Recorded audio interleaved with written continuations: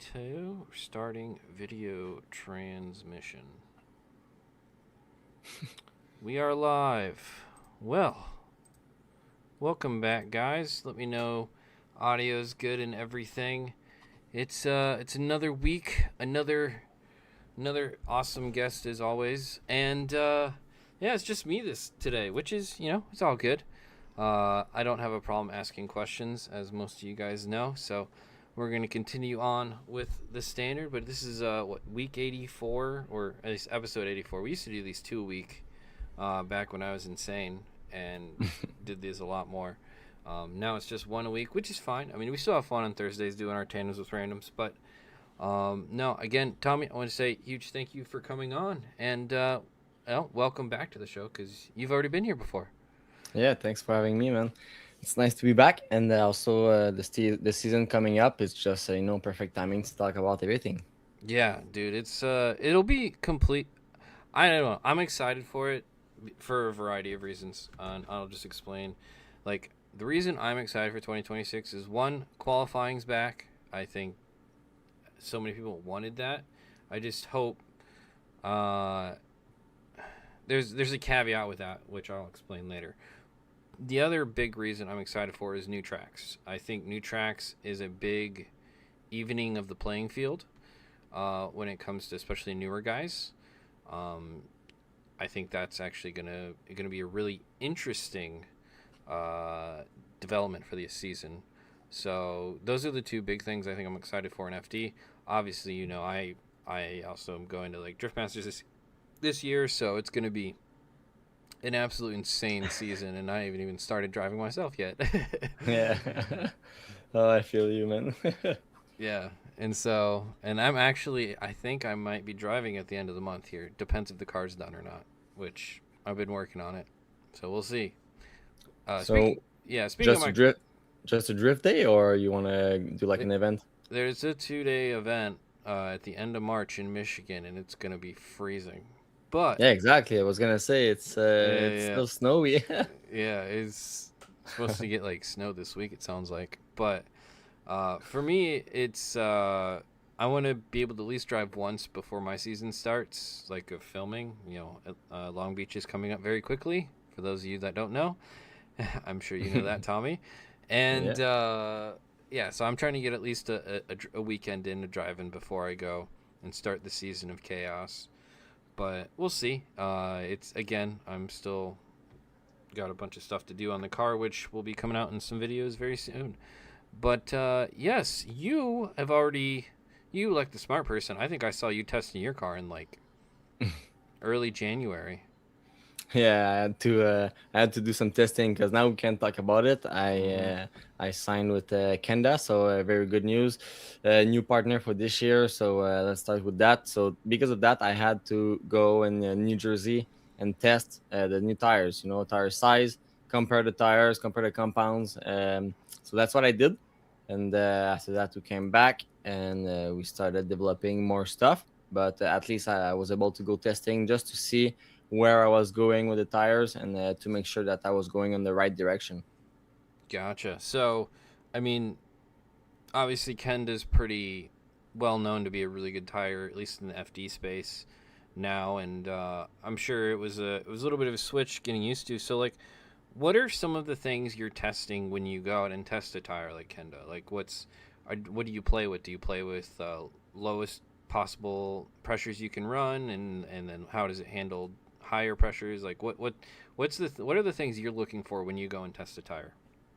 So first thing that I test a lot is the tire mounted on the wheel, because with the Kumo tires I was using a 9-inch wheel Yeah. with a 295. So the tire was really like a little bit like a balloon. It Yeah. was Yeah.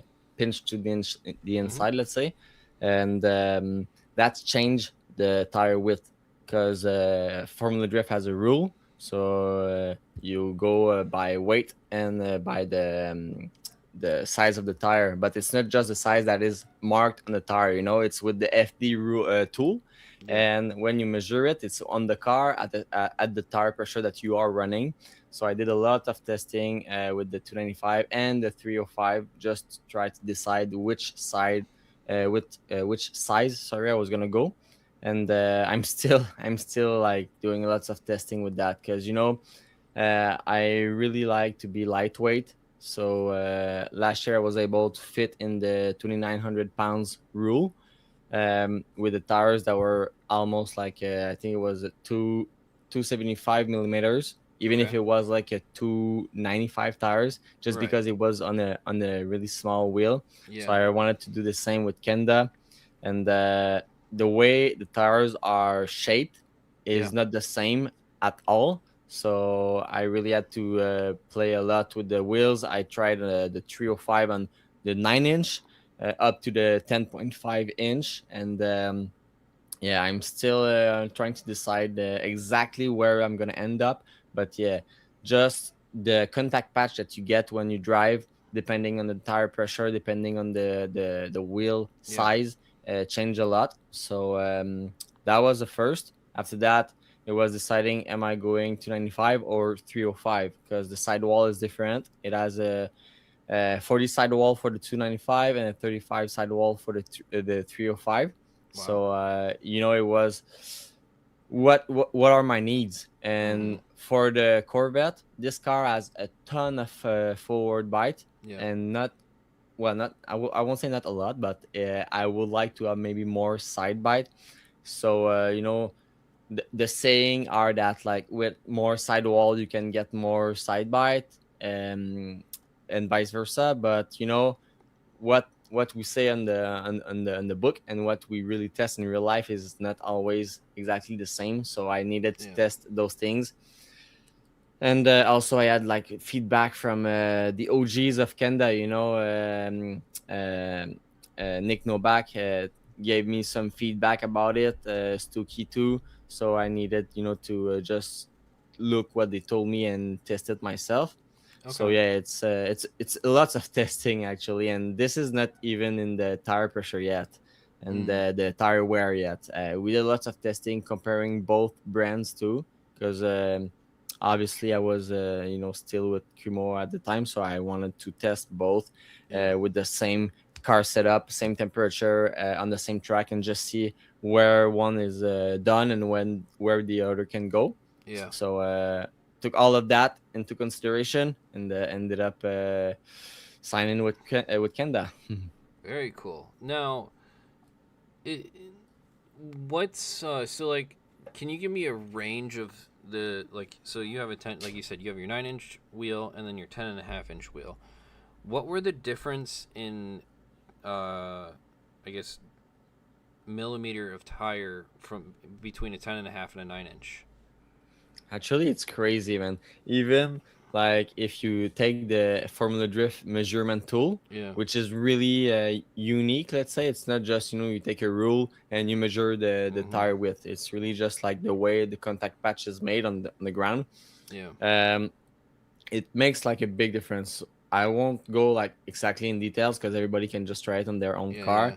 But like for the same tire size, I could change up to 9 millimeters of tire width Wow. just with the Formula Drift tool. Yeah. But if you take the measurement while you're at 45 psi, it will Mm. make a huge difference. If you go Yeah. with like 10 psi, it will make a big difference too. So I almost got confused about that, because at one point I was like, oh nice, I can fit the 305 with a Right. certain wheel. I was like, oh, that's right, Right. like right on the spot. Right. And actually I was like, ah, shoot, no, tires are like at 35 psi. It doesn't Yeah. make sense. Which you're Go not down gonna to run. like, Yeah. yeah, exactly, go down to like somewhere between 2 psi and 20 psi, and Mm-hmm. take the measurement, and oh damn, it's not the same, it's not right. So it Right. it does change a lot about the contact patch on the ground.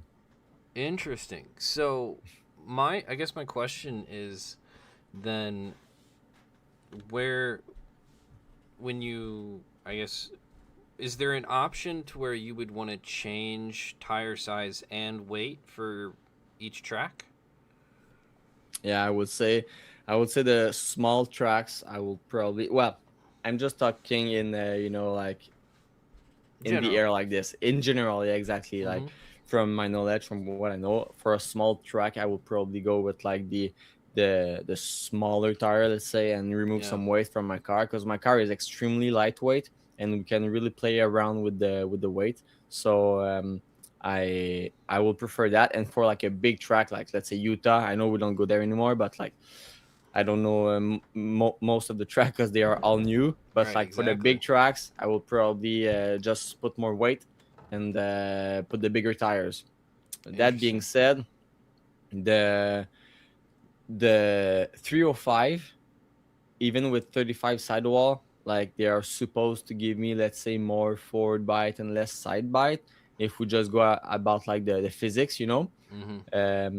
And I noticed like big difference. So it's really interesting to test really a brand in deepness, let's say, and try to find the difference, which the size and the compounds, even if they are the same compounds, they don't work the same way, because you know you have a 35 sidewall and a 40 sidewall. Obviously, the tire Right. is gonna work differently. So yeah, I would probably be willing to change tire size and weight, the weight of the car for different tracks. But what I'm not willing to do is go over like 3,100 pounds for the car and myself total. You know, I Gotcha. I always want to be maxed out at 3,000 pounds. I think that's the limit, because after that you have to take into consideration that you use more of your engine, you use more on your axles, and all your parts have more stressed because you have more weight. So it's not really where I want to go. I don't want to be like RTR budget yet. Yeah, like, and you make a good point to where weight has always been the debating factor. I mean, you've seen a bunch of different drivers test that theory, like whether it's Stuckey or Odie now, or like what is ideal, scenario. And I guess it must have been an interesting decision because obviously Kuma was the new tire brand last year. Obviously, they had an unfortunate, incident happen with them like in the middle of the season that kind of made it harder on them. But I mean, why make the change to Kenda? So what did you like about the Kendas that really kind of sold them for you? As I said, I really compared both of the Yeah. tires with the same size, obviously, on the same track, same day, Mm-hmm. same wheel setup, same alignment, and I was able to find um, advantage where I need them. So I won't say like this tire is better for this tire is bad for that. I will just say that for my needs, I was more happy with the Kenda. And also one of the big reason I did the change, and this we can talk about it, is, as you said, it's the incident that happened last year with the manufacturer. It's nobody's fault. It's very unfortunate, but that created a lot of tension in the pits, and the relationship for me is really important. The communication is really important, and I felt that there were some failure points in those elements. Mm-hmm. So just with our fellow Right. race threads Mm-hmm. friends, they work so hard on the tire change and all that stuff. Yeah. So the last thing they need is for us as a driver to not scream at them, but I like charge them, be like, hey Yeah. guys, I don't have tires, I don't have this, when they really Yeah. don't are at fault. So I felt like for the relationship overall, it was not the best, and it was the whole year I was focusing on performance and driving, racing. But every time I was watching, around, talking to the people, I was always seeing the Kenda crew. They were Mm-hmm. always there for the drivers, and this is something I noticed. So when we started talking, it was a big key point, and actually they really made that clear that they are always there for us, and they bring us a good support. And for this level of drifting, it's really important for me to have a company that is there for me to support my program. So yeah. 100%. Yeah. So, obviously a big change for you this year, but I mean, that's not the only changes that you're making to the car. How's the C7 going or changing for the year? We've worked a lot with Josiah at FDF. Josiah is really busy. You know, he works a lot on his social media, YouTube page, his business, but it still takes time to help us and make sure that we develop products. So we did some minor change on the angle kit, minor change on the grip kit. Grip kit was not really for performance, but more for serviceability. It was Mm, easy, you yeah. know. We made some change just so it's gonna be easier to work on the car, and we've tested some of these parts, but we haven't tested all of them. So I need to go back in New Jersey um, in 2 weeks to try this out right before we leave for Long Beach. So it's still improving as we speak today, but yeah, lots of fun. And another big change is the engine. So I don't know if you've seen that, but that was the first thing that we decided to change at the end of the last season. So I changed the engine at all. Took my spare engine, let's say, and made it my main engine. And I really changed the recipe inside of the engine just to try to change the power band. So last year I was making a ton of torque, and I would say not enough horsepower, but it's always a big thing to say not enough Yep. horsepower. But I was making like over 1,050 torque at like 2,700 RPM. Yeah. So you're talking more. It's not even horsepower. You're talking drivability. Yeah, drivability, exactly. So this year we managed to change the power band to have like a really smoother curve for the power, and we're able to switch things up. So now I have almost like 850 wheel torque and over 1,000 wheel HP. So I have like 1,038 wheel HP, I think, Right. and it's way smoother. So I think it's gonna be way more easy to drive the car, and at this point, this is what I need. I just need the car to be easier to drive, to feel a little bit more like my S14, and I Mm-hmm. think we can do something very good. Very cool. And no nitrous, right? No nitrous. Right. Yep. Yeah. Yeah. Interesting. Yeah, because obviously this is where the challenge becomes of when is too much power for these tires. And like you said, it's not even necessarily horsepower; it's more the torque. And for me, um, like as a grassroots guy, I have my little 2 liter EcoBoost, and I love it because it has torque, but it's not too much torque to where I can't drive the car. Like for me, it's perfect. But for you, when you're getting to 1,000 wheel torque, it's like I'm sure if you just breathed on the throttle, you just light the tires up, and there was just no grabbing, or I guess grip when you're trying to get places. Yeah, exactly. And another thing we did for that is the boost controller. So we developed that with Magnuson supercharger, Okay. and with How do that you we can control boost on a uh, uh, supercharger?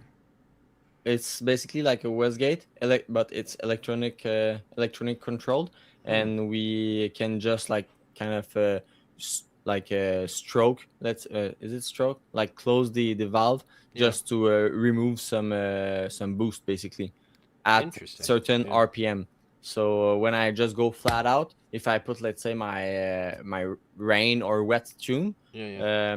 I can go flat out and make like 750 horsepower with the same pulley on the supercharger. So that's a big game changer, you know. Yeah. 100%. Interesting. So when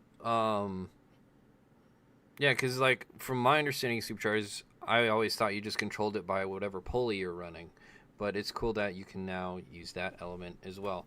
Um, Yeah, and you Again, save a lot of time too, you know, mm-hmm, because you don't have to change the pulley, change the belt, change right? the tensioner. No, that's awesome. Um, and like you said, you kind of figured. I mean, how was keeping the belt on the car last year? Good. Wow, awesome, man. It was really Yeah. good. Actually, I think I lost the belt only once. Yeah. And at the end of the year, like during practice day, it was like super cold. I kind of was too excited. I did Yeah. some like, lap ride Mm-hmm. alongs to my team and throw a couple of belts, but I was not driving with my brain, just Right. driving maybe more with my heart, which is not Mm-hmm. always the best. But Gotcha. yeah, during the season, man, it was crazy. It was really good. Actually, we didn't have a lot of issues. Obviously, we blew like three engines in the first two rounds, but Right. that was not supercharger No, related, no, no. Yeah. So Well, and then I was getting more at like like having Josiah's angle kit on there and the way that it works to where like that's always been the issue with Corvettes and superchargers is how do you keep the belt on? So uh, I know we talked about that last year when you were on. So it's cool. It's good to hear that that actually panned out. And speaking about last year, I mean, obviously it's a rookie season, but you got to admit, I think you have to say the rookie season went pretty damn well for you, right? Considering everything. yeah, considering everything, I think it was a good rookie year. Mm-hmm. My objective, my target was top 15. I didn't do it, but I think it was still pretty good considering that this car is like a big weapon, not really hard to drive, but like a specific car to drive. So I really have to adjust my driving to it. Unlike the S14, where I was just driving more as a, let's say, a Denofa style, Yeah, yeah. where I can just like go all out 100%. The Mm-hmm. Corvette is a bit more twitchy, and you Mm-hmm. need to drive it a little bit more with white gloves. But as Mm-hmm. you know, my driving style is really aggressive. I Right. like to throw like big angle, big entries. So I have to find the perfect balance, and Interesting. uh, and the car for a first year, like except the engine, it was really reliable. We had Yeah, yeah. some good hits on the wall in Orlando, Long Mm-hmm. Beach, and we were able to fix the car extremely fast. Even in Seattle, in 5 minutes, we were able to Yep. change the whole rear, Mm-hmm. throw the spare FDF parts, and go back and win the battle. So it was, yeah, it was really really cool. Yeah. I mean, and you got to keep in mind you're kind of pioneering this. I know. I think Zhao tried to make it work, but that car never seemed to do well or work when he was driving it. So um, you were really you really kind of brought this car to the forefront now as an actual chassis now, which is really cool to see. And I'm always for new chassis in the series. I guess a little bit of the fun last year was the what's it even called? The battles before top 32. I can't. Why am I The blanking out? seating. Oh yes. So seeding was quite interesting because it created a little bit of a bunch of battles with you and some of those guys, and eventually you worked your way out of it. But I guess kind of talk about some of the battles you had last year, and obviously you and O'Sully were kind of fighting it out. Seemed like some of the time, and like uh, yeah. So kind of take me through some of your favorite battles from last year. Of course, myself, well, Osoli and myself is always fun because Mm-hmm. Osoli is also extremely aggressive, Yeah. just like I like to be. So every time I go against him, I know it's not gonna be like, oh, can I, be a bit faster? No, Mm-hmm. no, no. I know he's as fast as me. I know he's as aggressive as me. So sometimes it's just, I won't say luck, but I will say it's like up to the air. Mm-hmm. I give my 100, he gives 100, and sometimes I notice that with Osali, I just have to keep it a notch down, and he's probably gonna be a little bit too aggressive. Yeah. But each driver is different, and Osali is the one that when I go against him, I'm like, oh, okay, we're gonna see some rubbers on the doors for sure. So it's always extremely fun, especially knowing that we are coming from the same place, Mm-hmm. meaning the Prospect Championship. We evolved together in that, so it was just really cool to see that both of us going in the seating and doing crazy battles, even in just the seating, and like talking about nice battles, just going against Daigo Saito. It was Yes. it was really cool. While it's always the same for me. While I'm doing the battle, I don't feel like, oh, it's a once in a lifetime, or it's special. I just see it as, oh, it's a battle. It's another driver. But once the battle is done, once Yeah. we're back at home, I'm like, dude, I got to battle Daigo Saito. It's just crazy, and take the win. It's Yeah.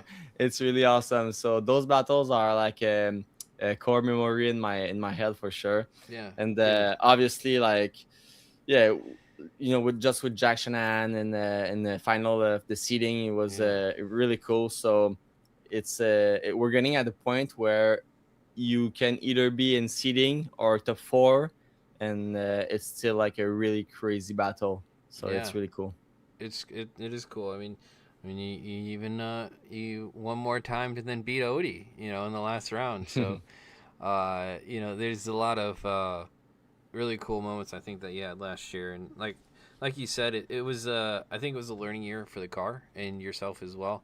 So it'll be really cool to see you come out swinging with the car, kind of set up, ready to go, and but it won't be all set up for all the rounds because obviously we got some new ones. So um, have you even like looked at some of those tracks at all? Or you like have any idea what you're doing, or you just we'll see when we get there kind of thing? I like to be prepared, but to be honest, right now it's such a rush Mm-hmm. just to be ready for the first round. Yeah. Even if we know it, even if every year is the same, it's still always a last sprint. Just Yeah. a week ago, I was still ice drifting. Basically, it was still the winter season. Mm-hmm. And boom, 1 week later, it's like, hey guys, we need to leave for Long Beach really soon. Mm-hmm. So I didn't really look at the layouts because we actually don't know the layouts yet. We Correct. only know the track we're going to be at. And I don't want to just, spend some time trying different layouts and not even knowing what Formula Drift is going to do. So for Mm-hmm. now, I will say no. I don't know Yeah. the tracks. I didn't look at them. But for Yeah. sure, once it's time, I have my tool behind me, Yeah. my nice advanced sim. So for Yeah. sure, I'm gonna practice on a sim and just put down some laps. 100%. No, that's awesome, dude. Like, um, when new like so Long Beach 2 obviously was a new track. How many laps do you think you had on the sim before you went to Long Beach 2? Um, Not as many as uh, Manoa? Minoa. Yeah, probably like twice as less. But no, Yeah. like I probably had I will say like a good 10, 12 hours of Mm-hmm. simulator at this track, and Yeah. it was good because I really felt like when I got there, uh, I knew the track. Yeah. So that's awesome. But like for the people that watched the race or were at the race at the track, it didn't started good because we did some major change on the car, and it didn't felt good at all. So it took me basically the first two session of practice before we came back to the old setup and we felt good again. Yeah. So it was a little bit stressful at first, like even like the Shannon spotter was like, dude, like keep a gap with Tommy because like we look at him and it doesn't look safe to drive.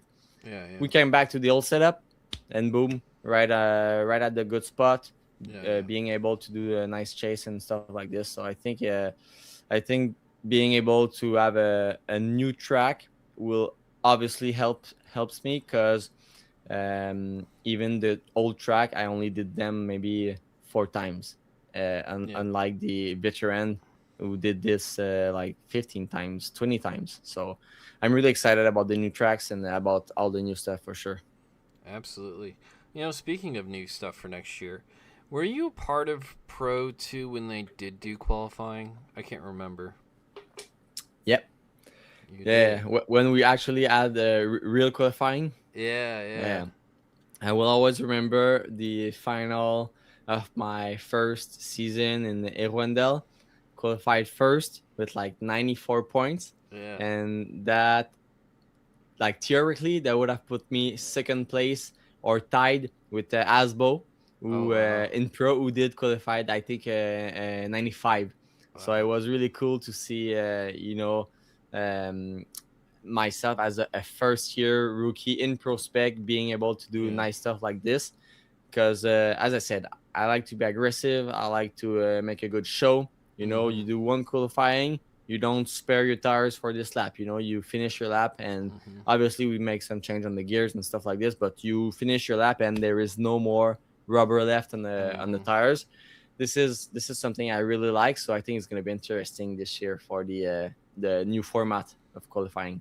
Absolutely. So, just to reiterate for people, this year FD is doing qualifying. The very unique thing about, it's old fashioned qualifying, 2 run qualifying. The unique part is they're using the Wally system. And if you guys don't know about the Wally system, it's a system that's used in a bunch of actually different organizations. Drift Masters has been using it the last couple of years. I think Clutch Kickers used it quite a bit this year. They even used it to score qualifying like all by itself. I think a couple of the events.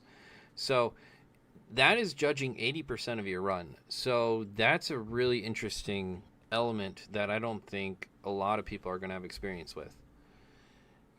Yeah. So the only concern I have, let's say, it's how are they gonna set up the tool, and probably you can tell me more about it because I Mm-hmm. didn't watch your episode with the guy yet, but I Yeah. will for sure because I want to learn more about it. But if they decide to set up the thing for the percentage overall of your corner with the angle you have, well, okay, that can be good. But if they go with like the maximum angle you get in this section, you can just like throw lots of angle in one part and reduce the angle. So I'm just wondering how is it gonna be. I'm not saying it's not gonna be good. I'm Right. just curious about how it's gonna be because obviously there is lots of big teams, lots of big budget. So they for sure gonna try everything they can to find the little gray zone. And I'm coming Mm-hmm. from racing world, Yep. road racing, karting. Like finding the gray zone has always been something I've seen around me. So I'm pretty sure they're gonna try to find the leak with this. I hope there is no leak, but I'm pretty Yeah. sure from our eyes, the spectators' eyes, we're gonna be like, "Oh, this is an awesome, awesome run," and the machine is gonna say, "Oh, that wasn't a good run because of that," and some Mm-hmm. probably it's gonna be a little bit of time to adapt or adjust so we are sure that we can really put down a really good run and it's going to reflect on the result of the machine. Yeah. So a couple things on that. So obviously the idea in talking to Michael from as Race Data Labs is the actual company. Talking to him, like his goal is to make the best looking run of the day be the top scored run. Like that's obviously his goal, right? And so how do you do that? And I mean, I was like, I straight up asked him, I was like, so how do you game the system? I was like, he's like, but I'm like, no, seriously, like what's the deal? I gave him different scenarios, whether backies are okay or like how would it think about that stuff? How would it think about, you know, like over angling, like when you get to that point, like so there's a bunch of different elements to it. But for him, it was drive as much angle as you can and be as fluid as you can. And they're not judging speed, which I know is a question mark, but they decided not to, which I think makes sense. I mean, that's not really what qualifying has been, is who's the fastest. It used to be like that, but not anymore. Um, so they have their up like ups, I can definitely say, because you're gonna have to drive a certain way to get the most points. But ideally, if you have to drive that way, ideally it's gonna be the best way to go around the track, and that's what I know they're gonna try their best for that. But like you said, everyone's gonna be looking at it, and the interesting part is I think they're gonna be able to record a lot of your guys' practice runs, and that data you guys will have. So I know a lot of drivers are going to be studying that before qualifying, just to be like, who's doing the best? Why are they doing the best? What are they doing in a certain zone, like compared to me? And I think there's going to be a lot of just staring at data and trying to figure out how do you quote unquote game the system, right? Hmm. And no, I am curious to see how this is implemented. I've heard pretty positive things from Kurtis when they use it in clutch kickers. Like it, for the most part, scored how they would have scored a lot of those runs. And I know, like they use it. They don't use it to score in Drift Masters. I don't know about this year, but they use it to help them judge a lot over there, Hmm. behind the scenes. So I think it was used in OIDC and a couple other places as well. But it's like, I I wonder if it's just kind of the future part of drifting, to where it's just like it's a way to give more, is credence the right word, or just like compared to other motorsports, because obviously other motorsports, they have a clock, they have a timer, Yeah. they have places, like there's visual data that people can analyze and see, like, oh, this guy does better than this guy. So like I wonder if that's going to actually help legitimize the sport, I think to a so. lot of Yeah. people. Yeah, it just makes sense, as you said. The road racing people always say, it's it's just like skate on ice. It's judge sports. Yeah. Well, if I say, well, you know what, the machine can measure exactly the angle I have, exactly the speed, the fluidity. It's no more human judging. It's it's like a clock, as you said. So I think that's gonna be good for the sport of drifting. But you mentioned that the speed is not taken in consideration, and it's like, oh, it's bugging me a little bit. So does that mean we can just do like a run? I would say like a brewski run, big left foot braking, and just being extremely slow, extremely smooth, putting like 25 pounds in the tires, just for the show. I don't know. I'm just, Right. we're talking at night, just Mm-hmm. having fun.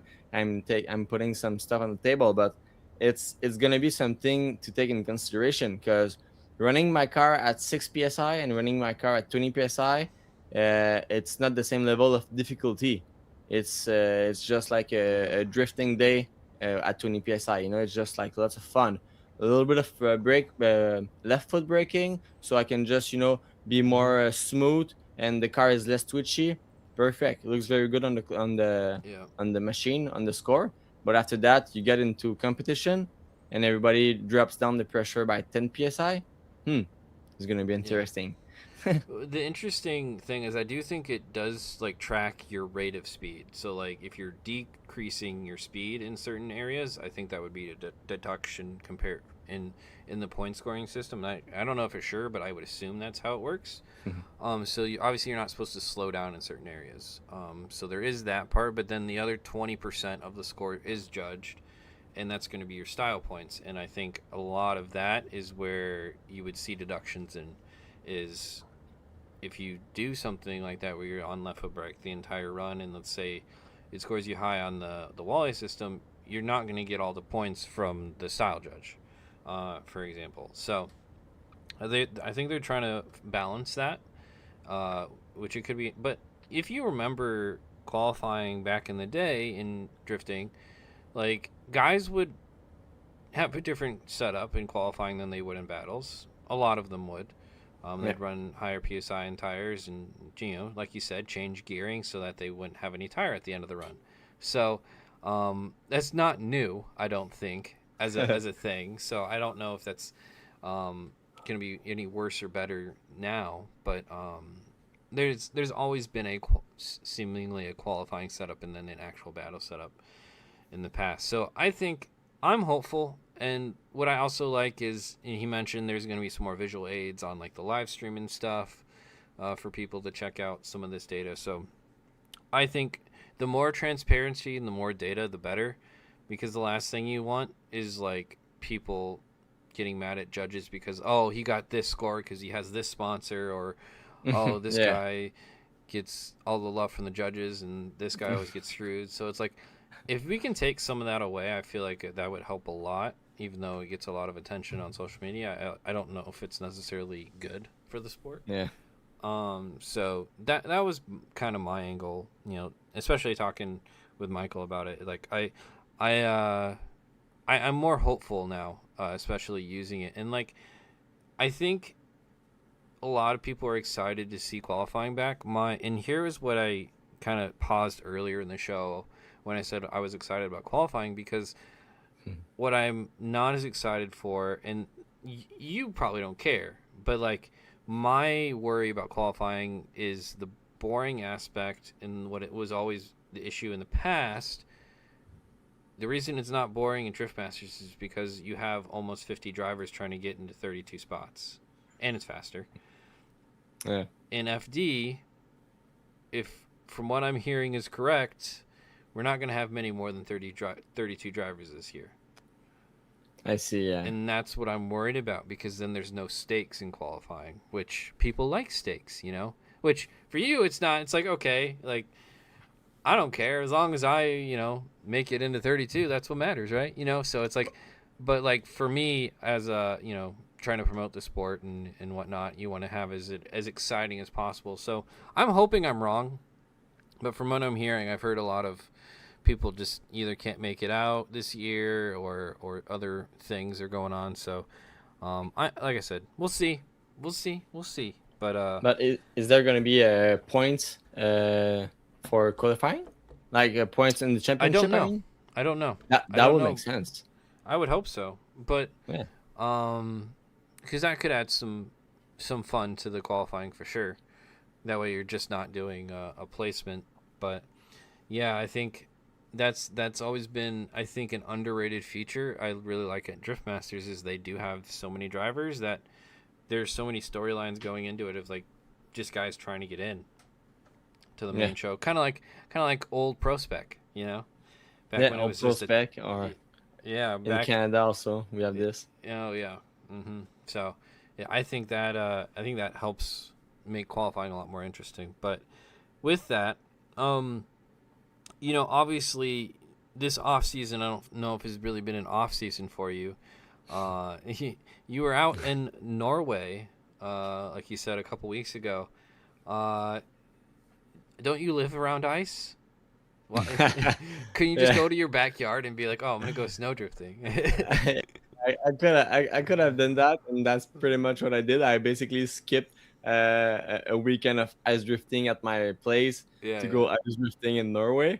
but it was definitely on my bucket list Mm-hmm. for a long time, and it goes back really a long time because before I started, well, yeah, I think it's like the year I started Formula Drift, Yeah, or no, it's like 2019, 2020, and I started in 2021. yeah. So I started seeing Asbo doing ice drifting in Norway, and I was like, "This looks crazy."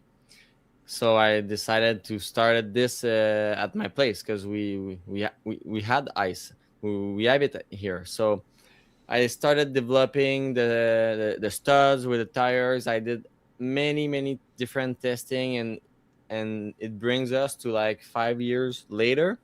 We have a really good community of ice drifting drivers in Quebec. Now it's like well known. We even have like a Quebec company that makes studs for drifting on ice. So it's really more advanced than what it was back in the day. And I always Hmm. said one day I want to go in Norway. One day I want to do it, because I've watched all the videos of Asbo and Olsen. I was like, this is something I want to try. High speed track, full throttle, big studs on the lake. So I got the opportunity to do it this winter because Jaman in my team, who lives in the US but also lives in Germany, know lots of people because he also evolves in the Driftmaster championship. He also helped Josiah in when he was in the Driftmaster. So basically, it's a small world.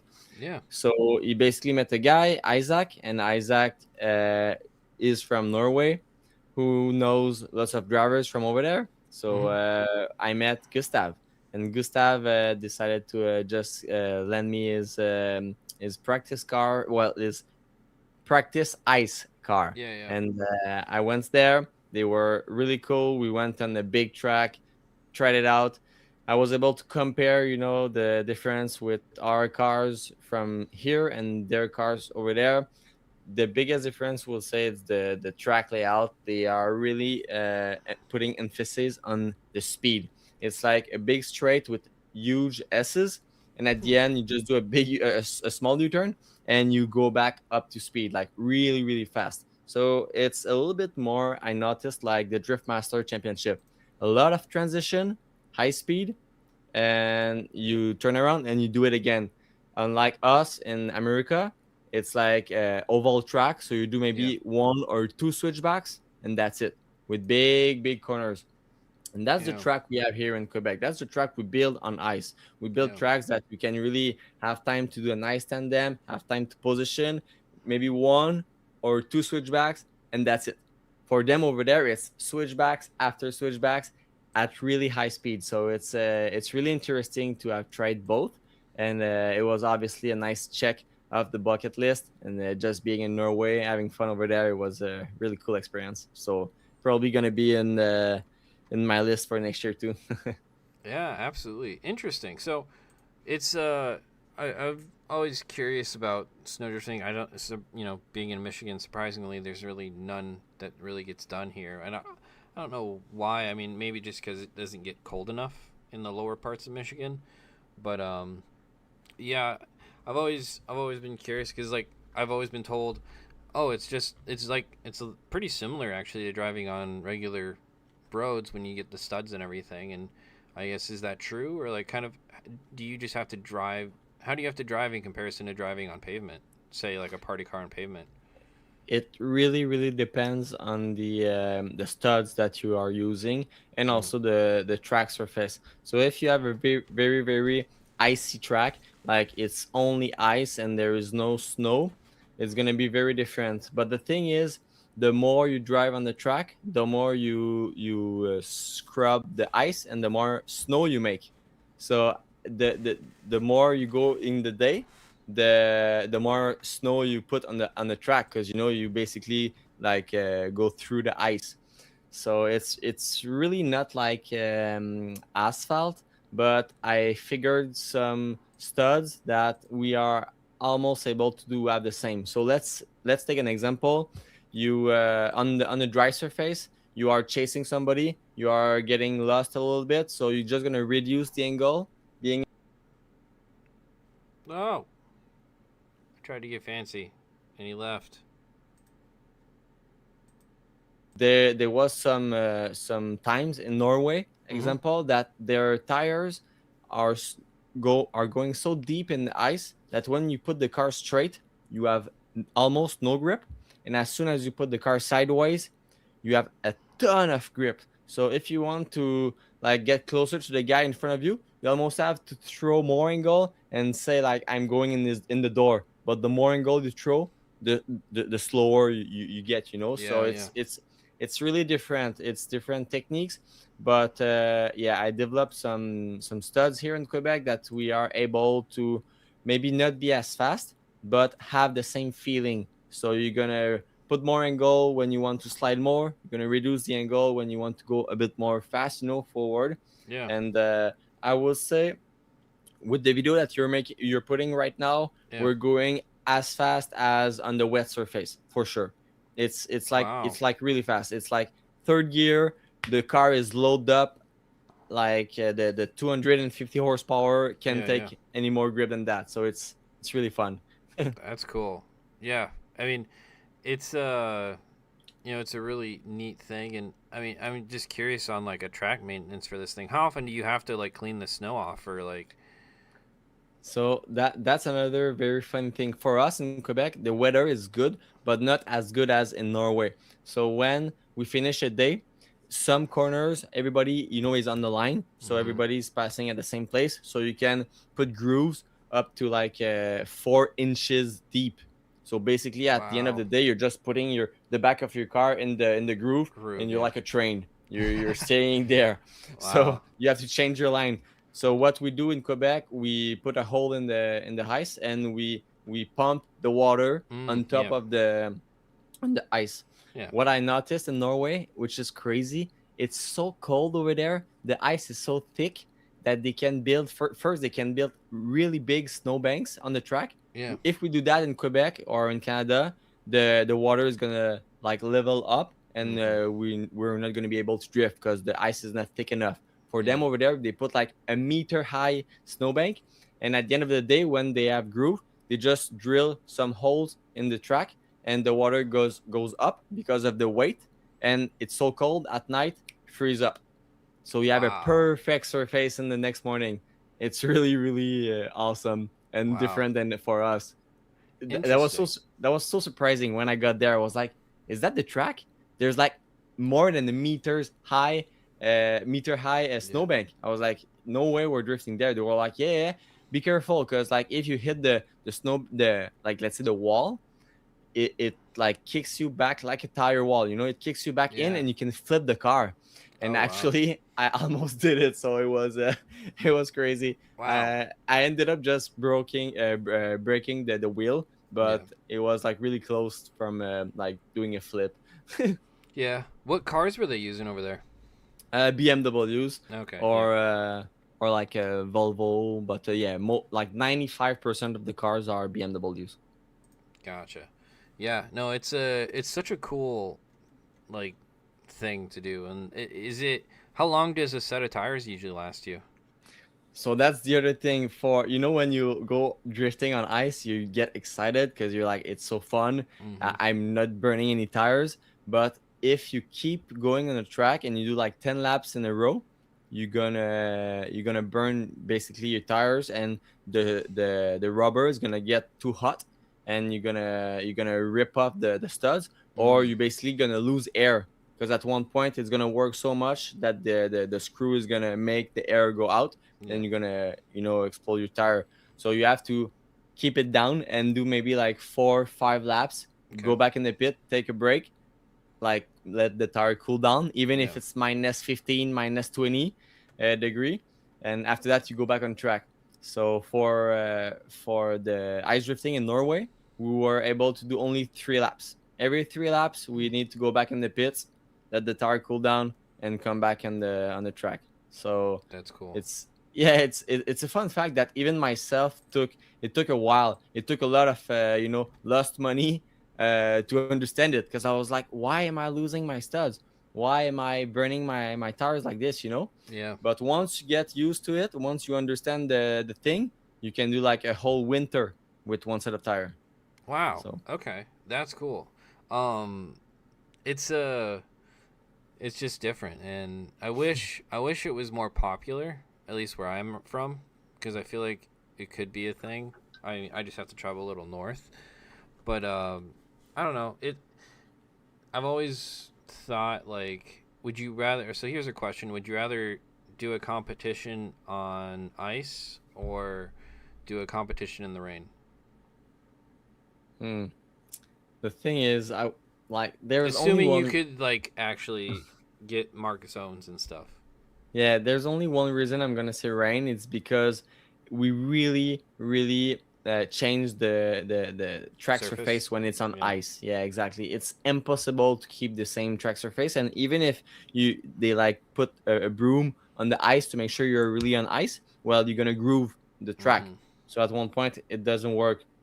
So I think it would never really work to do a competition during Yeah. the winter season, but for sure for fun, it's ice. Yeah. Even because when it's really cold, you're outside, you're doing 10, 20, 30 laps, and in one day you can do up to like 70 laps, Mm-hmm. 100 laps. Well, you finish, and the car is still in most of the time in one piece, Right. and you didn't like um, put bad wear on your car at some point. On Mm-hmm. the wet surface, your car is getting dirty. Your Mm-hmm. the ball bearing, the joints, everything is getting dirty. And it's a big wear on the parts. So Yeah. probably I would say ice drifting just because of that. 100%. Yeah. I mean, the other thing too with like drifting in the rain is it's really hard on the engines Yeah. because you guys are revving so fast on those things. But yeah, it's FD. I mean, and that's always been the monkey wrench. I feel like with FD is when you guys do get the rain and it just throws a giant, like you said, monkey wrench in the middle of an event, and you guys continue drifting. And it, for the most part, unless there's like a river for some reason, which there has been before. I think Atlanta there was a river at one point. Um, but no, it's that's kind of the beautiful part of drifting. So I guess what I wanted to kind of know more about was like, okay, so how do you do like how should I say this? So I want to talk a little bit about Canada, and obviously you're from there, but like drifting in Canada, and is it different than driving in the United States? And there's a couple different ways to kind of go about this. Like, is it different? Like, I guess you wouldn't know what it's like building a car in America, but like, do you guys have to jump through different hoops to build cars over there, or like, what's like what how is the scene of drifting over in, you said Quebec, right? Is where you're out Yeah, of? yeah. Yeah, yeah, Yeah.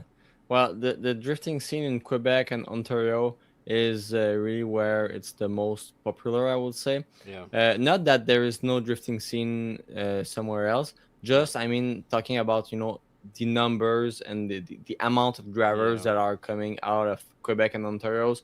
It's really more popular here. yeah, But for building cars and stuff like this, I will say it's always harder because basically you're just you start with adding 40% more on everything you build because it's the dollar, the Canadian dollar yeah. versus the US dollar. It's 40% right there, and you can Hmm. say, oh yeah, you do everything in house. No, there is no way. Everything comes from the US at one point or Yeah, passes through US and after goes to Canada.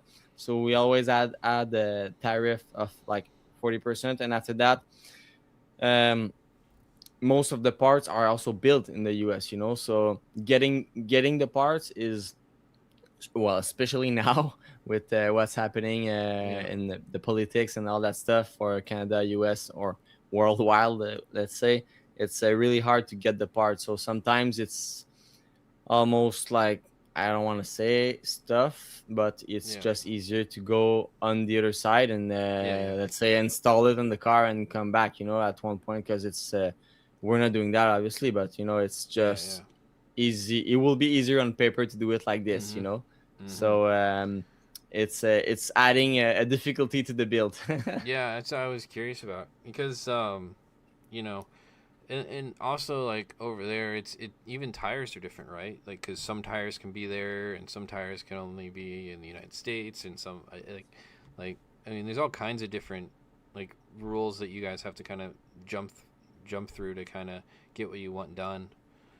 Yeah, yeah, exactly. So that's something that I'm gonna work with Canada this year because they Okay. are starting to go into the Canadian market. So Mm-hmm. that was one of the cool thing with them, is that now they are doing business with Canadian companies.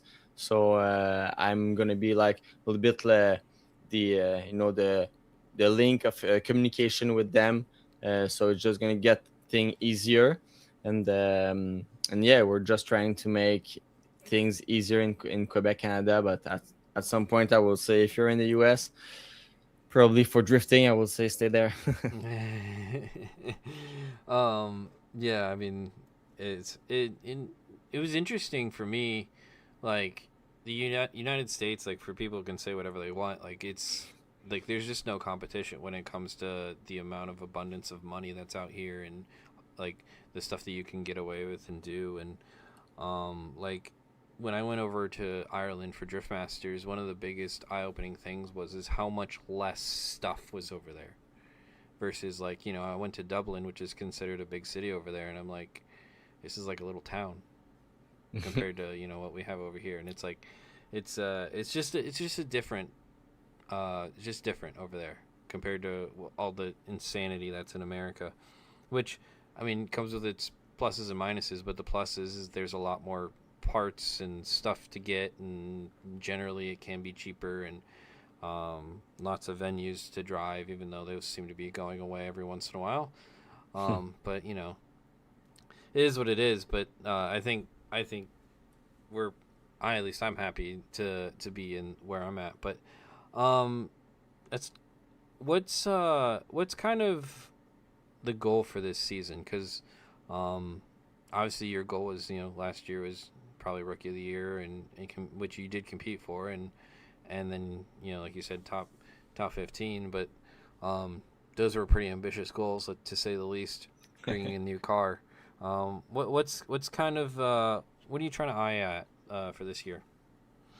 So I think, taking in consideration like what was my goal, it was, as you said, being top 15 and stuff like this. Yeah. There is another goal that I didn't like, I couldn't measure, but I know it was as important, and it was the impact I had on the fans the impact I had on my social media Yep. and at the track, especially.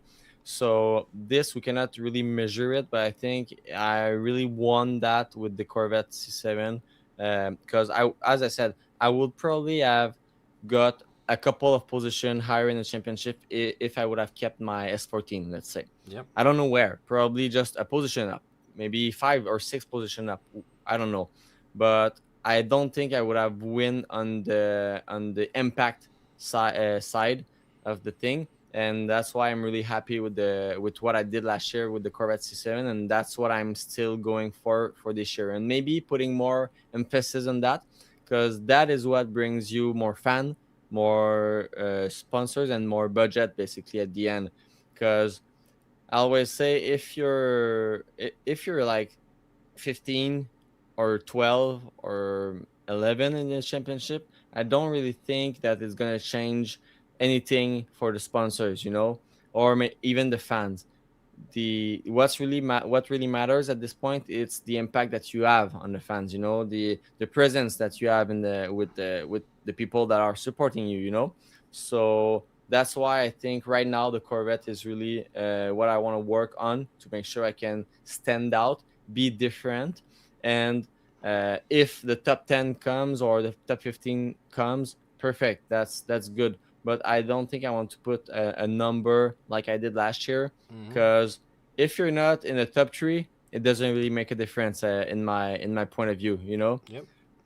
So yeah, I want to try maybe to have a little bit of more fun, because I noticed that every time I have fun, this is where I can just be better, Mm-hmm. and try to uh, put less on myself, less, not less pressure, because there's plenty of that, but less job on myself. I have a really good team, and we are developing everything we do in my team from like a lot of years. And I Yeah. think this year I want to have well, that's what I have. I have a friend who's gonna take care of the merch, a friend who's gonna take care of the logistic with the transport and all that stuff. And in the previous year, that's something I was putting all on myself. Mm-hmm. And this year, I think to be able to compete at this level and make this small difference is really going to be a matter of like if I'm able to just focus on driving and having fun, and this is going to make the difference. And this is my objective for this year. 100%. No, and I feel like that's a much more mature answer than you gave your rookie season, because you're realizing if you want to stay in this, it's not about winning all the time. It's about the other parts of the sport where, like you said, the impact you're making, the fans, the ability to, you know, present to your sponsors well, and all that side of it, because it's one thing to win, but it's another thing to stay in the sport and like do it comfortably. And I would say, like, once your kind of goal shifts to that, then that's, and it does kind of, like you said, change somewhat of the priorities, you know, for yourself. And and it's not like you're not trying to win, right? But it's Oh, of course not. but because everyone, that's what everyone's trying to do. But there's so much more to motorsport than just winning. uh, and I feel like you go through a rookie season like you did, and like you said, you realize like how important that other stuff is. And um, it's cool to hear, because um, I think you, especially coming from the racing side of it, like I would consider you as like probably one of the more competitive guys in FD, when it comes to, you know, wanting to win and everything like that. So that was an interesting answer to hear from you. So it was cool. Look at you growing up. Don't worry, I still want to win, but I know. I just understand that at this level of competition, at this level, and it's basically the highest level in the world, and it takes a while to understand it. Because even when I say it to friends and people that are not really implicated in the sport, and I say it's the highest level in the world, they're like, they don't really understand it. And even for myself, it takes a while. So when you say, oh, I didn't win, well, I'm still in Formula One of drifting, Yeah, yeah, so you gotta remember that. But obviously I still want to win. But yeah. as I said, it's just like realizing where we are right now. There, we don't have any more, you know, like idols. You know, I don't have any more like Chelsea Nova or Yeah, yeah. Getting Junior or Asbo. Now I race with them, so Mm-hmm. I just gotta find a way to beat them either on the track Yeah. or like with the fans. Yeah, what do you mean? I thought GM was funding you.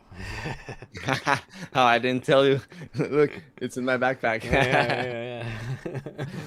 No, it's yeah, maybe someday. But yeah, no, it's yeah, like you said, it's an industry as well as a motorsport, and it, the people that kind of realize that are the ones that stick around. And I mean, I assume that's kind of your goal, right?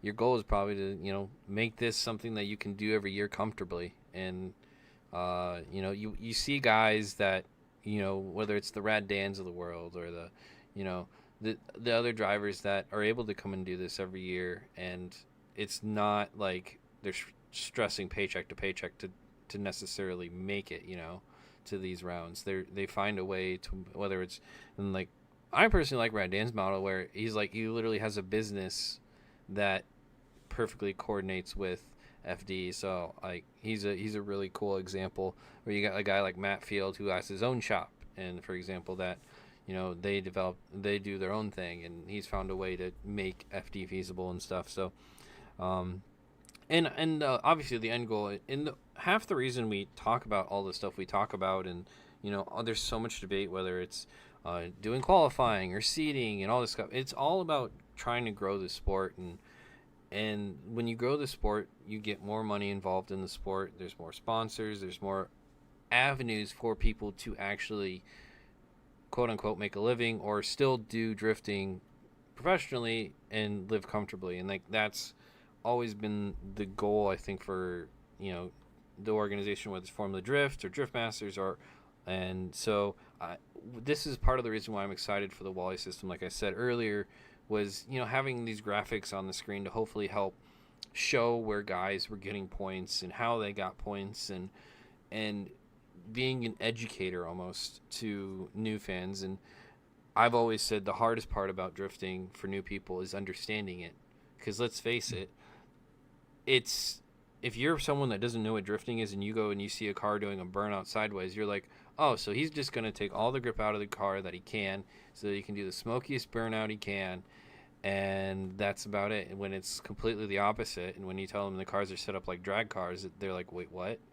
Wait, these guys run at like 12 psi, like 8 psi, like depending on what the tire can handle. Like, Yeah. like people's minds kind of get blown when they hear that, because it's like it's not what you would think.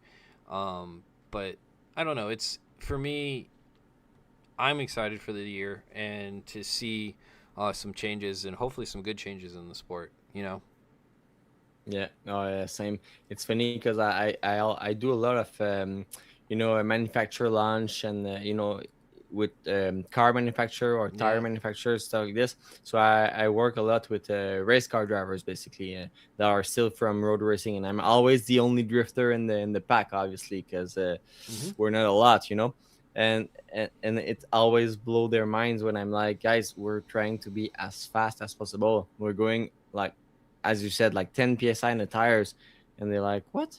No, that's not what you do. I'm like, you need to come and you need to sit right along. I give you a ride and you will understand, because they are like, I don't know, grip racing is the thing, and I'm like, we also do grip racing, it's just Mm-hmm. sideways. Mm-hmm. And as you said, the more people are starting to understanding, and this is awesome, especially of course the fans, but especially also from the racing world. And I think the telemetry, as you said, is going to help us to you know get a little bit more, I will say, serious in the racing world. Yeah, 100%. Because drifting's always that redheaded stepchild, that borderlines on like, oh, there's the hooligans doing the hooligan thing, to like, no, this is legit. And I mean, and shout out to guys like Vaughn, who have literally gone into manufacturers and got themselves on their posters, and you see them, like you said. I think you were in, where did you go on a little vacation and you saw, was it Denofa on a poster? Yeah. Costa Rica, man. Like nowhere in Costa Rica, I see a big poster of like RTR, Yeah. Cheltenova, Pennzoil. It's getting it's getting cool, you know. Yeah. No, it's and that's the goal, right? And that's the end goal. And I've always felt like, especially with how much drifting is marketed now, that a lot of companies still undervalue it. But it's getting there slowly and surely. But yeah. Another thing, curious. So obviously, we had our first year with the Corvette. Does How would you rate a Corvette? Because you have like a party car C7 as well. How would you rate that compared to in the series of drift chassis? Because like obviously you can say, and this is not from a competitive standpoint, because you can make the car competitive, right? But what if someone was like, I have an opportunity to go buy an M3 E36 or a like a salvage like a cheap C7, like base model Stingray Corvette. Like, what would you kind of recommend? Well, I always go because when it's grassroots, it's always like trying to put less amount of money on the car and Yeah. having the most fun out of it. And my practice car, well, up to this winter, because this winter we kind of go crazy on it. We put the 82421 Oh concept wow. headers on the practice Yeah. car, made the switch to the BMW steering rack, Yeah. and Yeah. so yeah, it's getting a little bit complicated, but like let's say last year I did the drift legend Yeah. Yeah. in New Jersey with my practice car, which was basically a street car Mm-hmm. with a coilover, a mini angle kit, and Mm-hmm. a handbrake. And even the handbrake we didn't have. Well, now FDF developed it, but back in the day we didn't have the twin uh, Yeah. galliper Yeah. plate. So I basically put a set of caliper that has two separate system of Oh pads wow. in it. Yeah. So we were able to put the handbrake with the kind of the Yeah. OEM, let's say, looking caliper. So it was almost a street car basically, and Yeah. I was able to you know go against the good guys and do Yeah. really good stuff. And the car has a ton of grip. The Right. car is really grippy, and obviously it's a V8 LT1 or LT4, so it's really good as long as you keep it a grassroots car. I think it's a really nice chassis because you have plenty of torque, and you don't have to put lots of money on it. If you want to make it a competitive car, that's where it's getting a little bit more complicated, I will say, Yeah. because Yeah. Yeah. I will suggest you get rid of the torque tube, Mm-hmm. the tunnel transmission, maybe put a front mounted transmission, and at this point, you're just getting into a pro level Yeah. car. Yeah. But for a fun car, man, I had a lot a lot of fun with the car. I even went to a Grid Life in Lime Rock. Back in the day, it was still NA. It was Yeah. like straight out of the street, Mm-hmm. and I throw down like crazy laps. Started drifting over 200 kilometers per hour, Mm-hmm. which is like maybe 160. 160. Yeah. Yeah, 160. Yeah, so it was lots of fun, so I would say the C7s are really fun, but you have to just buy a couple of little FDF parts to make it good for Yeah. drifting. And even the diff. Lots of people ask me about, oh, what did you do with your diff? Did you welded it or whatever? We basically, like, at one point I changed the bushing for a solid bushing, Yeah. but we didn't even weld the diff. We just kept it stuck, and Interesting. it's like built as a race car, so the Yeah. diff locks up, and we're good to go. So yeah, Wow. it's a minimize investment. um but yeah, like, obviously it's gonna take a while, because finding a Corvette C7 that is affordable is still something a bit hard. I know in the US it's better, but Mm-hmm. in Canada it's still like something a bit more difficult. Yeah. How is But you dealing gotta, with? Sorry. Go yeah, ahead. go. How is dealing with the LT engines?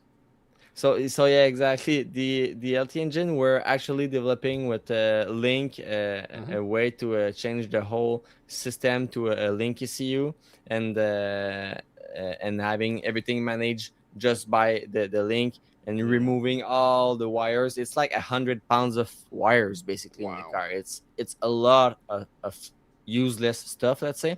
Mm-hmm. It's not going to be for this summer though. It's going to be more Right. for next year. Mm-hmm. But with the LT, as you said, it's doable. I wouldn't go I wouldn't go in pro level with the LT Right. yet, Yeah. Yeah. but we did throw a Magnuson supercharger on top of Mm-hmm. the my LT my LT1, Yeah. and And I assume basically like, did you go port injection? Or did you just tune the stock computer? stock computer. Yeah. Yeah. Yeah. Yeah, the tune straight from Magnuson. So Okay. Yeah. as easy as possible, and it goes rev limiter really Mm-hmm. good. It's just lots of fun. I didn't lose a belt once. Obviously, I'm making like 8 pounds of boost, so Yeah. Yeah. Yeah. Yeah. it's like sleeping, but still, it's extremely reliable, and Mm-hmm. that's what I need. That's what we Mm-hmm. need. So now I'm really excited because we just finished install the new headers. So I'm really Yeah. excited to hear the sound, because I we heard the sound with the LS, but with Mm-hmm. the LT, pretty sure it's gonna be also unique. That's cool. Yeah. And like, it's interesting because obviously GM came out with this LT engine, right? And it was supposed to replace the LS, and it really hasn't. You No. know, and I've always wondered why. I mean, obviously DI is a very complex thing, but even you can make them port injection. I've always wondered why that wasn't, people wouldn't do that over, I your. I think basically we're just we had the LS for like what, like 30 years. Mm-hmm. So like you can find like 8 different kind of crank that goes into your Yeah. LS, and I say 8, it's more like 20 different Yeah. Yeah. brand of cranks. So I just say it's easier to find, easier to work on for now, Mm-hmm. but at one point we're probably gonna get there. Just with Link engine management, Yeah. developing the thing for the LT for the direct injection. That's gonna be good, but we're not there yet. Right. And for now we're just keeping it under Yeah. 600 or 700 horsepower, and that's plenty. Yeah, and it's interesting because when you talk about DI as a, obviously I have the EcoBoost engine, which is DI, but and then Adam just had his video on the B58, doing some link stuff, and it's a I what I like about the DI is the torque that you get because of how the injectors work. You're able to get a bit more torque out of an engine, going the DI route, and it's actually kind of depending on like we talked about earlier, depending on your power level, you want more torque than necessarily horsepower. But yeah, I am curious to see if how that affects the future of drifting and what engine platforms do become more readily available. Because you would start to think like LTs are going to be somewhat affordable sooner rather than later with all the chassis they're put in nowadays. But Yeah. we'll see. The another topic related to the car, you brought up the torque tubes, right? And so like they handle power, right? Like those things, like you don't have to replace them for a while, right? If I'm Yeah. correct. Yeah, you're Yeah, right. yeah. You're right. Is We the we big thing can is just the maintenance, right? Yeah, maintenance. It's a lot of time. Well, obviously there's always the exception, like Mattfield, who can do it probably in like Oh two yeah, that's hours. right. But Matt Field runs torque too. That's right. Yep. it's another level. Mm, If you keep it like a grassroots level, you want to change the clutch. Well, it's not gonna be a 3 hours job. yeah, yeah, It's gonna be more like a 20, not a 20, but like a 15 hours job. Just yeah, to remove the whole thing, change the clutch, put it back on. So it's more. And obviously, the Z01 or the ZR1 yeah, are still with a torque tube, so it can handle like 700-800 horsepower. It's yeah, good, but the worst motorsport for mechanic is drifting. We yeah, are so hard on mechanics, so torque tube is at one point going to be an issue. So I just think that for that's why I want to keep my practice car, not more than 600 horsepower, yeah, and just having fun with that. We did change a couple of, like, even the engine mounts. Now they are solid engine mounts. We did yeah. change the the subframes, differential, all Yep. that stuff. We're getting, the more we go, the more it's getting like like not a pro car, but a car that is developed a bit more. Yeah. I feel like subframe bushing mounts and all that stuff's not too crazy. Like No. it's so helpful for a lot of cars. Like I have them on my BMW, and my BMW is nothing crazy. But it just helps so much with a lot of things, and when it comes to drifting. But um, yeah, no, I'm just fascinated because it's a car that, and I think we saw it a lot more, especially when all those drift weeks with all the guys running the C6s, and whatnot, and obviously those have kind of capped out when it comes to how low they'll go on those prices for those C6s, but eventually, the C7s will get there. And I personally am a big fan of the looks of the C7, so that's why I'm kind of picking your brain on, you know, that side of it. But I heard, and I'm not gonna throw names here, but I heard that some C6 drivers want to put C7 body kit on their C6 because they like the look of the mhm. C7. I was like, all right, let's start the S chassis conversion for Corvettes. Yeah, It's gonna be like a C6.5, yeah, C six yeah, point seven. yeah. Right, that would be great. Oh man, it's still funny when you think about S chassis, right? Like how you can like convert any of them to look like an S15, and it's always been a cracked something that's cracked me up. But do you miss S chassis? You still do you miss them at all? I'm I'm like with all the experience I have from karting and all that stuff. I really learned to see my racing car or drift car just as a tool. So I didn't really develop like a sentimental Yeah, value on it. So the S chassis obviously was really driving phenomenal, and there is some people that are still talking to me about, oh, I remember when you did that with the S chassis or this intro, that was yeah, crazy. But you know what? There's also a lot of people talking to me about like, oh, I remember your entry in Orlando with the C7, and I'm like, oh, you know what? We're getting there. We're getting to the point where the C7 is gonna be the main thing. yeah, But yeah. yeah, for obviously there's a lot of uh, uh, moments with the S chassis that was really fun, really good, really easy maybe. Mm. But I just see it as a tool, and right now I see the C7 as a tool that can brings me way more than the S chassis. So just go with that and forget about the rest. No, yeah, absolutely. I guess another question: Are we? You still working with? I guess I'll let you devolve if you want to devolve anything for the upcoming year. Any shouts to some new people that maybe came on board, new sponsors. Obviously, Kenda's the big one that we hit up today. But yeah, no, obviously the car looked fantastic last year. I'm always curious to see, is it going to look different this year? Or, like you got some fun stuff Yeah, planned, hopefully. yeah, we're gonna have a really nice livery, and actually, I'm really stoked about it because it's gonna be the company named Livery. Yeah, So, who makes my suit? My suit yeah, always yeah. looks quite different. So, I partnered up with them, so they made my suit livery and my car livery, and it's gonna Awesome. look really really cool. I think maybe it's gonna be one of my best livery I had on the drift car. So I'm Yeah, really excited about it and to see the final result. But yeah, XPN is gonna stay my title sponsor. awesome. XPN has always been there for me and probably will always be. And this is awesome Mm-hmm. for me and for them. Always have my it's not energy drink because at this time of the night it's Delta electrolyte, but it's always good to have them with them. They are part of Yeah, my routine now, let's say. So yeah, exactly. shout out to them. But no, I have a small few changes, but most of the partners I want to stay with them because Yeah. it's like that you're building something solid and that you can also develop more.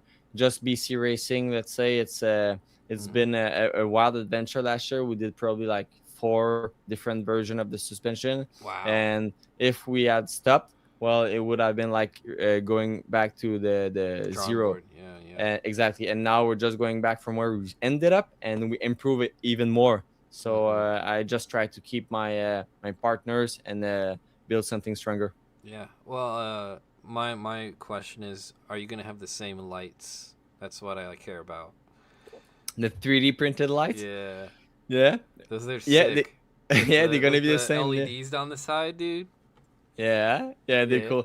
Yeah, shout out to MT Custom Light here in based in Quebec. Yeah. He's an awesome dude, and it's really cool because he's really passionate about drifting, and he Yeah. wants to develop more about drifting. So he did Mm. the headlights and taillights on the Jonathan Hurst Sweet. car. He also did them on the practice car of Osoli, so his Oh, okay. 350 370Z, I Yeah. think.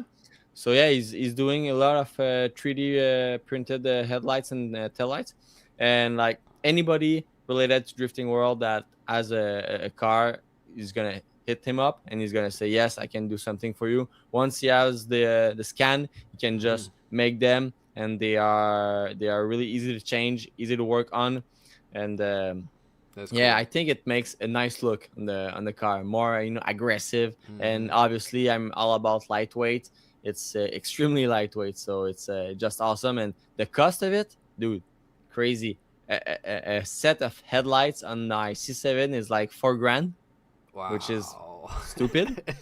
And NT custom light, it's probably like $400 for a Oh pair yeah. of headlights. So it's just awesome. That's so So yeah, cool. you guys that are watching, hit him up for your car. He's gonna be really stoked to do something That's for you cool. guys. Yeah.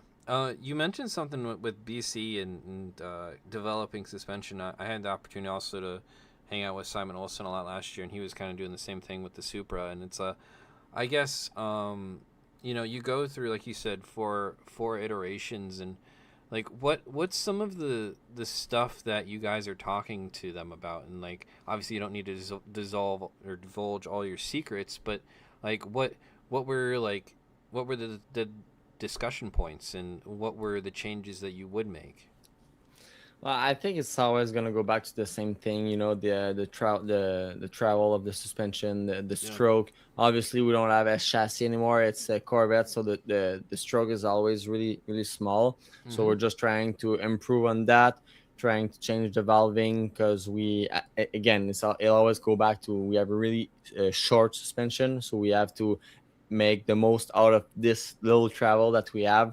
So we're playing a lot with the spring rates too, numbers that doesn't make sense too. And this is funny because on paper you're like, there's no way you run that, and we you try it on the track and we're like, well, it works, so we're Yeah. just exploring a lot with different spring rates, and obviously just the way they are mounted, because the ratio of the suspension on S chassis, let's say, is almost 1 to 1, but Mm-hmm. the ratio of the suspension on the Corvette, I don't have the number, but it's like, let's say, 6 to 1 or whatever. That will be more like a Josiah question or Right. a Yeah. BC Yeah. Racing question. But it's so different that it just the angle of the suspension that you put will make a huge difference. So we're really trying to work on that, and I would say make the car as fast as possible is already achieved.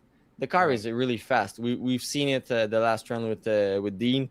I was Yeah. able to like surprise him at the exit of the corner. He was like, "Oh shit, need to Yeah. gain back the lost ground." But now I think it's all about maybe being more smooth to the suspension and putting the grip where we want it. Mm. Because having a fast car is doable, but having a fast car where you want it to be fast, it's different. So yeah, we're just working Interesting. with them, and they are always like really cool to work with them.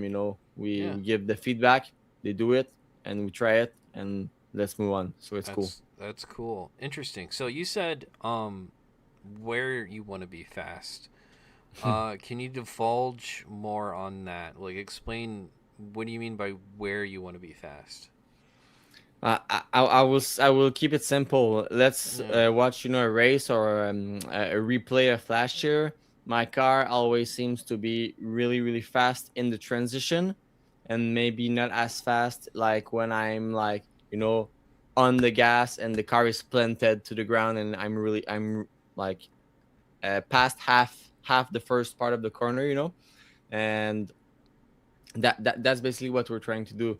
I mentioned earlier when we're on ice, if we want to be faster, we remove some angle and we can just gain some ground, and we put Yeah. more angle when we're close to the guy. Well, basically the Corvette and those in a way that is so unique that sometimes it feels like just doing a transition from left to right full gas is almost impossible, because you're getting so much speed when you're like the fraction of second that you're straight. You're getting so much speed that when you're going back on the other side sideways, you need more side grip, or you just want to remove some forward grip in the Yeah. transition. So you see where I'm going with that. Mm-hmm. That's basically just what we're trying to work on right now. Interesting.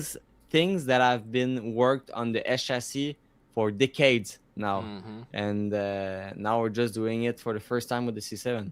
Yeah. How is chasing with the C7? Hard. Yeah, it's a car that you make this correction and it looks like this. So mm. you always have to be very careful with what you do with this car, Yeah. and you have to trust your car more than you trust yourself, because at one point, if let's say with a normal car you pull the e-brake, you will be able to get in the pocket Yeah. Yeah. and keep going. With the Corvette, you pull the brake, you stop on the track right now. It's Hmm. so grippy in a way, and again, that's some stuff that we work in the suspension, Yeah. anti-squat, Yeah. stuff like this. People that follow the drifting will know for sure. So we're just trying to when I chase, I'm trying to like send it as hard as possible, so my brain tells me I'm gonna hit the guy, but as soon as I'm really close to the guy, I'm just gonna pull the brake a little bit and I'm gonna stop right there. But it took me, like just in my Yeah. head, Yeah. in my mental, it took me like 10 years with the chassis not to do that. I was like, no, I'm Mm-hmm. gonna hit the guy. But Yeah. now with the Corvette, it is so sturdy, Grippy. Yeah. so grippy, and sensitive that you can really just send it really hard. You feel like you're gonna hit the guy, and boom, the car stops right there. If you're not aggressive enough, well, boom, you look like your shadow, and Right. you lose basically your drifting. So it's it's fun to drive. Yeah, yeah. I was gonna say it sounds like a lot of fun and games. Jeez, oh Pete, Yeah. holy cow. Um, yeah, because it did. I don't know if that's necessarily confidence inspiring to say the least, but you just have to be confident, is what you're saying, to drive it. Yeah, Um, exactly. so yeah, so basically just go up and hit him, and then just don't. Yeah, exactly. And hope he's on throttle, because if he's Right. not, well, it's gonna end up like Corner Shannon and Yeah. Yeah. myself in New Jersey. And it's Mm-hmm. funny because since I was a rookie, during this battle, I felt like I was like, shit, they're gonna put fault on myself because they're gonna Yeah. say I Yeah. was too aggressive. But I knew, I was like, dude, he stopped, and luckily enough, they had the telemetry and they were able to see that his Mm. car just shut down. Yeah. But the Corvette, you need to like slam it so hard into the door of the other guy that if the other guy is not on throttle, you just look like You got you left. rammed this door. Yeah. Or yeah, you're gonna hit him. Yeah. No, it's yeah, that's interesting. I don't know. I've never heard of a way to drive in the chase like that. So I'm sure that took a minute, like you said, to get used to. No, that's cool though. That's cool. That's cool. It's like you said, the I think a lot of people are curious of the car you drive, and just trying to learn a bit about it, and that was kind of part of my goal this interview, because um, let's face it, you proved it works. You proved it belongs in the series. You proved, I mean, without a shadow of a doubt, it's competitive, dude. You one more time to the best driver in the world. So, and Yeah, like, thanks, man. depending on who you asked, you won the battle. It's like so, but it's like Thanks, man. Yeah, but it's like it's cool, and I think the other thing I wanted to give you props on was the just how much better the car was by the end of the year compared to, Long Beach, well, it was kind of on the trailer for part of the event there, but um but you know what I'm saying, like the just it looked like the car was a lot more drivable by the end of the year. Um you know, due to all the changes that you're making throughout the year, trying to make it more reliable, working with BC on the suspension, and and that's one of the things that I want to make sure people know in FD is like a lot of you guys are experimenting, and like these companies, like they're all you're the test bed, like you're not running off the shelf stuff. A lot of you guys, a Nope. lot of it's like prototype, custom, like we think this should improve the car, but we don't actually know for sure type deals. And like I think a lot of people need to realize like, hey, if this car looks off for some reason, it's probably because they're trying something. Like you said, the one round, and maybe it's just not working out for them. And it's I've been around FD long enough to kind of see different things get developed, and people have success or get burned by certain things. And no, it's a very it's an element of FD that nobody thinks about. But yeah, you guys are like literally a test bed for so many companies. Yeah, yeah, it just makes sense because the we are the one that really don't, sometimes don't pay or get paid to do it. So there's at some point there's people that needs to pay for it, and the one that pay, they don't want to test it. They want to pay for Mm-hmm. something that works, and to make sure it works, well, that's where we come in and we Mm-hmm. try it. So yeah, it just like back in the days, at one point in my karting career, I was like a driver, a manufacturer driver for CRG, and they basically send chassis from Italy, and I was trying them. It was shit, so they were not selling them. And when it was good, they were selling them to the guy that were going against me. Oh But they yeah, were like the rich kid, They were yeah, yeah. just buying the thing that was, oh yeah, that's good, and they were buying. So like obviously they're the one that brings the money to the company. But at Mm-hmm. one point, if you want to be able to live out of it or do whatever, you need to test the bad stuff too, or just develop something Mm-hmm. good for the people that buy it. So that's what we do, man. Yeah, no, it's cool, man. It's cool. What's if you had to give like a shout out of a product on your car that you're really like impressed by or really like, what's like the coolest product that you guys use on your Corvette, you think?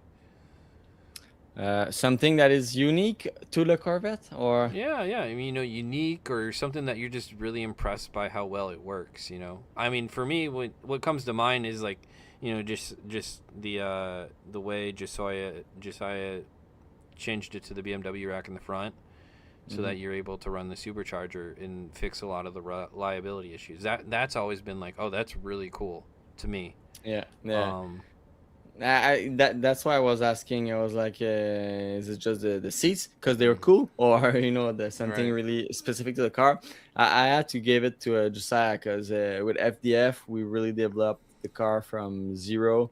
He even went, from not just angle kit to grip kit. He also did, the crash structure bar, Okay. and thought about a lot of structural part of the car, and lots of people were saying it's an aluminum chassis, and I know with my French accent, I used to not say it right, or maybe I still don't say it right. But Aluminium. exactly, I say aluminium, and people are like, what? So I think I need to get rid of the I, so it's aluminum. It's aluminum, but Aluminum. I think aluminium sounds cooler. Okay, yeah, all right. So it's an aluminum chassis, and people were like, "Oh, this is not gonna work. If you hit the wall, it's gonna break, and it's not gonna be fixable." Hmm. And I think we did prove that we can hit the wall. In Orlando, I hit the wall really hard.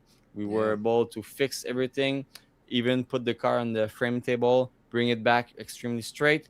And another example is in Seattle, Hmm. did some wall tap with the rear, destroyed the wheels, Mm-hmm. destroy the toe arm, the lower control arm, Yeah.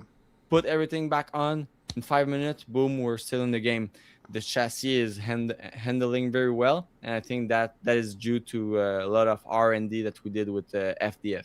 So yeah, probably they they should get a shout out for that. Yeah. No, like you said, being that test bed and it's cool, man. It's cool. It's cool what you guys do, and I just want to say I appreciate it because then I can go buy the product that works and I know is gonna work, and I don't have to, you know, do all the R&D. I can just go and say, oh, I'm gonna go watch the install video on how to install this. It's already That's awesome. made. I don't have to figure it out. It's like it's just one of those things where it's like, you guys don't get kudos for that stuff, but it's cool. Yeah, So thanks. Man. shout out. Any final thoughts from your end? Final thoughts on the 2026 season that you're excited for, or I mean, we kind of hit some of it, or any people you got to shout out for the car this year or this winter. Any other things you wanted to hit before we end her off here? Yeah, well, I think it's gonna still be a very busy season. We're obviously gonna do the full championship in pro, Yep. but I'm Mm-hmm. also, as always, gonna do one round of DMCC, so the Awesome. Canadian Championship, Yeah. just to be able to get a contact with the fan Mm-hmm. from Quebec and make sure that they can still hear the car runs. So yeah, I'm gonna do one round of the MCC. I'm also I think I can announce it. I'm gonna do the two LZ World Tours round, the one from US and the one in Canada. Canada. Yep. So I'm gonna do the one in US with the competition car if it's not broken from Long Beach, Mm-hmm. because it's the following weekend. Yep. And I'm gonna do the LZ World Tour in Canada with the practice car. So I'm gonna Awesome. be able just to have fun with this car, Mm-hmm. since the competition car is gonna be parked in out west. So Mm-hmm. that's just logistic reason, but still it's gonna be really fun to throw big runs with the Right. practice car. And yeah, I also have a couple of other small events that I want to be, so it's gonna be extremely busy. And yeah, just gonna have fun. I worked a lot with my team right now in the trailer. We're trying to reorganize everything. We did build from zero a big pit cart, so it's gonna be like a Mm. RT or NASCAR style pit Yeah. cart, or Yeah. Yeah. just the one from RTR that they also have, all Mm-hmm. custom made. So I'm just proud of what we achieved and Yeah. where we're going, not only on track but also off track. Everything that my team and I have done, because again, this is not something I could do alone. And the more we go, the more I realize that even if sometimes I tell myself I could do it alone, it's impossible, man. Just to stay healthy in your Mm-hmm. head, you need people to help you, and that's what keeps me motivated. So I Yeah. would just give a big shout out to my team and my girlfriend at home. Awesome. Hell yeah, dude. And shout out to DMCC because they're an FD licensed series this year. Yeah, yes, I, sir. which I've always wondered why are they not? Yeah, that was the big mystery. I think they just didn't understand from French to English, and it was a miscommunication. But all right, now we're in the game, and I am pretty yeah. sure it's gonna bring good talents, good drivers from Oh Quebec yeah. into the US scene. Because it's cool to say I'm the only Canadian in pro, but it will also be awesome to have my fellow Canadian drivers coming with me at the Formula Drift. Mm-hmm. So yeah, it's a big step ahead, a big step up for the Quebec drifting scene. Mm-hmm. Yeah, because you weren't the first, right? I think it was Van Schellenbeck was also from Canada, if I remember Well, correctly. there was Marc Landreville. Mark Oh, okay. Landreville. Yeah, yeah. No, it was Yeah, he Vanderbilt. won. That's what it was. Yeah, I he can't. won I can't. in 2016, I think. He won Yeah, yeah. the Pro Spec Championship. Mm-hmm. Went in Pro for 2 years, I think. Mm-hmm. And also Bas Gauthier. I think that's the one we were talking about. Yeah, yeah, Ba- yeah, yeah. Bas Gauthier with the S14, a Yeah, different color every that's right. race. Yeah, yeah, yeah, yeah, yeah, yeah, yeah, yeah, yeah. I Uh, remember now. I Yeah, so remember. Bass was also a really cool guy. Same thing. It's at one point I think it's just time consuming and all the Oh yeah, motivation. I'm sure it's But nice and cheap.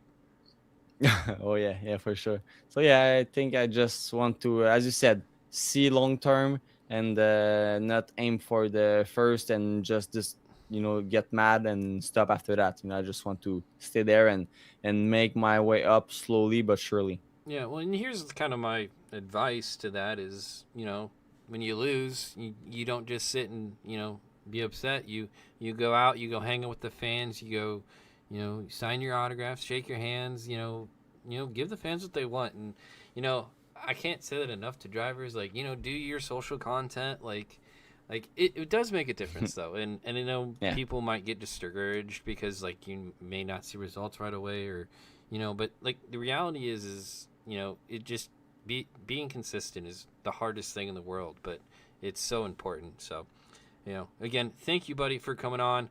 It was great having you on, and be sure to go check out Tommy Lemaire. All you have to really do is type in TLO.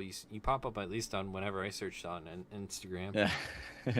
But Thanks, Nate. yeah, what's your actual Instagram, real quick? The Instagram is tommy.lemaire. Yep. And on Facebook, it's also Tommy Lemaire or TLO Drift Team. Mm-hmm. And I can say it, I'm working on doing some YouTube vlog. So this is something really hard. And I've been told for a long time, you need to do it. You should do it. You must do it. So I'm going to put out a vlog in maybe a week about my time in Norway that I did. And after that, we're going to take the feedback. So if you guys want to give me some feedback about how you like it, and I'm going to try to improve for Formula Drift and do some vlogs during the Formula Drift rounds. That'd be cool. So thanks a lot, Nate. I really appreciate it. And for sure, we're always going to stay together with your awesome team for content media at the racetrack. Yeah, well, as long as you give me runs to film, that's all I care about, bud.